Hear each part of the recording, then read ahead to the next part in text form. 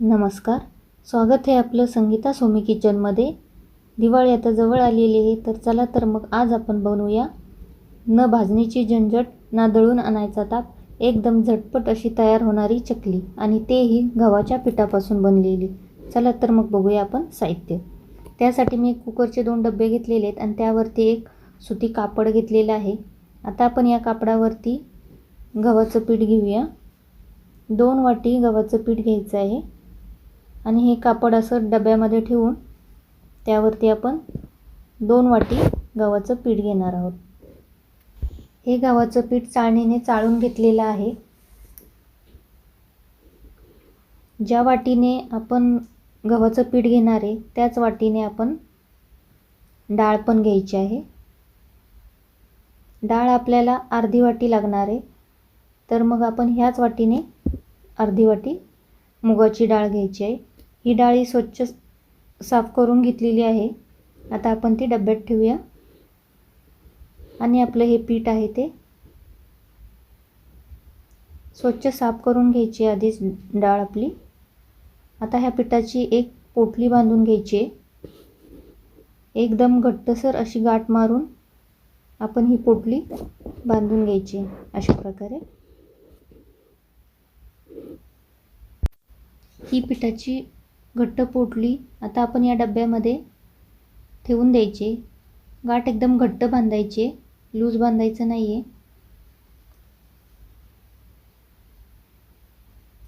अशी घट्ट बांधून आपण या डब्यामध्ये ठेवून द्यायचं आहे. यामध्ये पाणी वगैरे काय घालायचं नाही. आणि आता ही आपली डाळ आहे ती 3-4 पाण्याने स्वच्छ मी धुवून घेतलेली आहे. आणि आता आपण ज्या वाटीने डाळ घेतली होती त्याच वाटीने आपण अर्धा वाटी पाणी यामध्ये घालणार आहे. आणि आता आपण हे कुकरमध्ये ठेवून घेऊया. कुकरमध्ये पहिले खाली डाळ ठेवून घ्यायची आहे आणि त्यावरती झाकण लावून मग आपण हे पीठ बांधलेली पोटली आहे तो डबा ठेवून घ्यायचा आहे. त्यावरती झाकण लावायची गरज नाही आहे. त्याला डायरेक्ट कुकरचं झाकण लावून आपण त्याच्या 4 ते 5 शिट्टी काढून घ्यायच्या आहेत. मीडियम गॅसवरती 4 ते 5 शिट्ट्या झाल्यानंतर गॅस बंद करायचा. आता आपली ही डाळ शिजलेली आहे आणि डाळीतलं पाणी पूर्णपणे सुकलेलं आहे. काही डाळीमध्ये पाणी शिल्लक राहतं आणि काही डाळी कोरड्या दिसतात, त्यामुळे काही घाबरायची गरज नसते. आपण ते डाळ आता बाजूला ठेवून घेऊया आणि हे जे पीठ आहे आपलं ते पहिलं खोलून घेऊया. कारण हे पीठ गरम गरम असतानाच फोडून घ्यायचं असतं. ते खूप कडक झालेलं पीठ असतं, वाफरल्यामुळं एकदम दगडासारखं कडक होतं. आता आपण ते खोलून घेऊया. बघा एकदम कडक झालेलं आहे. असंच पीठ व्हायला पाहिजे, त्यामुळे चांगल्या प्रकारे हे वाफरलं गेलेलं आहे. आता आपण खोलून ते एका ताटामध्ये काढून घ्यायचे.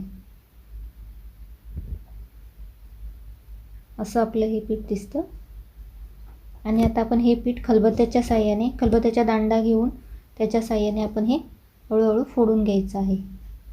खूप कडक होतं हे पीठ. अशा प्रकारे फोडून घ्यायचं आहे.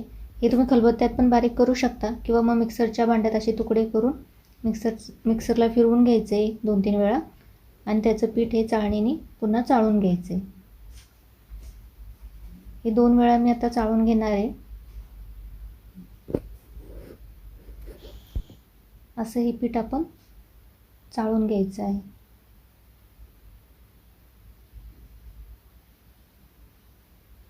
आता ही डाळ आपण स्मॅश करून घेतलेली आहे आणि ती डाळ आपण यामध्ये मिक्स करून घ्यायची आहे.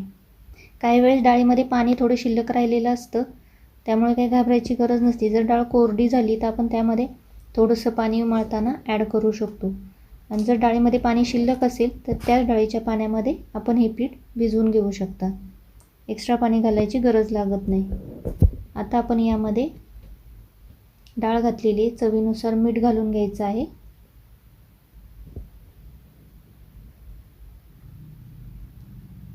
हळद घातलेली आहे. जिरा पावडर 1 चम्मच, धनिया पावडर, हिंग घातलेला आहे थोडासा. तुम्हाला हवा असेल तर यामध्ये आलं लसूणची पेस्ट पण वापरू शकता. यामध्ये गरम मसाला घातलेला आहे आणि आता यावरती आपण पांढरे तीळ घालून घ्यायचे आहेत. 1-2 चम्मच घालून घ्यायचे आहेत. नंतर परत आपल्याला बाकी लागणार आहेत. आणि यावर आता आपण ओवा स्वच्छ साफ करून घेतलेला आहे आणि तो असा हातावरती चोळून फूक मारून आपण त्यामध्ये घालून घ्यायचा आहे. त्यावर आता आपण लाल तिखट घालायचं आहे. हे लाल तिखट कांदा, खोबरं, लसूण हे घालून मिक्स केलेलं लाल तिखट चटणी आहे. म्हणजे ती 3-3.5 चमचे घातलेली. जशी तुम्हाला चकली तिखट पाहिजे त्या हिशोबाने घालायची. चटणी घातल्यानंतर आता आपण हे सगळे मसाले आता आपण मिक्स करून घ्यायचे. डाळ, पीठ हे सगळं एकजीव झालं पाहिजे. पहिलं पाणी न घालता मिक्स करून घ्यायचं आहे आणि त्यामध्ये नंतर एका प्याल्यात थोडंसं पाणी घेऊन ते थोडं पाणी घालून आपण ते चांगलं मिक्स करून घेणार आहे. हे पीठ भरभरीत लागतं, त्यामुळं थोडं चांगलं मळून घ्यायचं आहे. जास्त तसं लगेच ठेवायचं नाही आहे. पीठ चांगलं मळलं गेलं तर आपली चकली करताना मोडत नाही आणि तेलात टाकल्यानंतर विरघळत नाही. त्यामुळे पीठ चांगलं मळणं खूप महत्त्वाचं आहे. आणि हे पीठ मुरत ठेवायची काही गरज नाही आहे. अशा प्रकारे आपण हे पीठ मळून घेतलेलं आहे. असंच आपण थोडंसं त्याला आणखीन थोडं मळून घेऊया. जेवढं चांगलं मळेल तेवढं चकली चांगली येते. चकली तुटली जात नाही. त्यामुळे अशा प्रकारे चांगलं मळून घ्यायचं.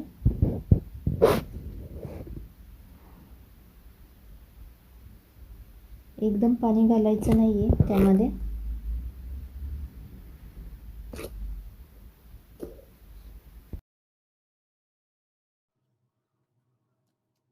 आपली चकली ना तेलामध्ये विरघळत नाही किंवा करताना पण त्याचे तुकडे पडत नाहीत. एकदम मस्त चकली होते. कितीही मोठी चकली बनवा ती अजिबात तुटली जाणार नाही. त्यामुळे व्हिडिओ बघताना पूर्ण बघा आणि सगळ्या स्टेप फॉलो करा. अशा प्रकारे आपण हे पीठ मळून घेतलेलं आहे. आता आपण हे चकली तळायला घेऊया. त्यासाठी आपण हे गोळे करून घेतलेले आहेत. त्याला तीळ घेऊन त्या तिळामध्ये रॅप करून घ्यायचे आहेत असे आणि आपल्या सोऱ्यामध्ये भरून घ्यायचे आहेत. अशा प्रकारे जेवढं पीठ बसेल तेवढं सोऱ्यामध्ये भरून घ्यायचं आहे. तेल आता आपलं गरम करत ठेवलेलं आहे मीडियम गॅसवरती. तुमचा गॅसचा फ्लेम कसा आहे तो बघायचा आहे. एकदम फास्ट मोठा गॅस असेल, बर्नर मोठा असेल तर मीडियम आणि स्लोच्या मध्ये ठेवायचा आहे. आणि तुमची फ्लेम जर छोटी असेल तर फास्टवरती गॅस करून ठेवायचा आहे. त्यामुळे चकली योग्य प्रमाणात तळली जाईल.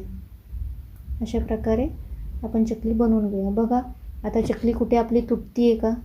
एकदम एक आकारात पाहिजे तेवढी मोठी चकली बनवता येते. आता आपलं हे तेल गरम झालेलं आहे. त्यामध्ये आता आपण चकली घालून घेऊया. एकदम हळू घालायची आहे. तेल गरम असल्यामुळे सावकाश चकली तेलात सोडून घ्यायची आहे. आणि चकली तेलात सोडल्यानंतर लगेच पलटी करायची नाही किंवा झारं लावायचं नाही. अजिबात झारं लावायचं नाही त्याला. तसंच आहे जशा टाकलेत तशाच त्यांना 1-2 ते 3 मिनटं तळून घ्यायचे आहेत. जोपर्यंत हे बुडबुडे तेलाचे येत आहेत ते पूर्णपणे असे कमी होत नाहीत तोपर्यंत पलटी करायची नाही आहे. एक बाजूने पूर्ण भाजली गेली पाहिजे चकली आपली, त्यानंतरच पलटी करायची आहे. बघा तर आपली चकल्या किती छान येत आहेत. एकही चकली मध्ये आधी तुटत नाही आहे किंवा बनवतानाही तुटली गेली नाही आहे. पीठ चांगलं मळणं खूप महत्त्वाचं आहे. त्यासाठी पीठ चांगलं मळून घ्यायचं आहे. आता आपली चकली एक बाजूने भाजलेली आहे. बुडबुडे थोडे कमी झालेले आहेत आणि एका साईडने कडक होत चाललेले आहेत. त्यामुळे आता आपण हे पलटी करून घेऊ. दुसऱ्या साईडने जास्त भाजायला लागत नाही, लगेच भाजल्या जातात.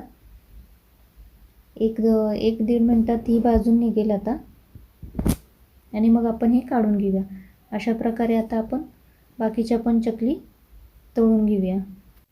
ह्या चकल्या खायला पण खूप छान लागतात आणि करायला पण जास्त झंझट नसते. त्यामुळे लवकर तयार होतात, कधीही करू शकता. आता आपली चकली तयार झालेली आहे. बघा किती छान दिसते. आता आपण तुम्हाला दाखवते ही एक चकली. हे नुसती हलक्या हाताने जरी आपण त्याला प्रेस केलं तरीसुद्धा त्याचा चुरा होतोय. इतक्या कुरकुरीत अशा ह्या आपल्या चकल्या तयार झालेल्या आहेत. तुम्हाला ही रेसिपी कशी वाटली जरूर सांगा. माझ्या चॅनलला लाईक, शेअर आणि सबस्क्राईब करा.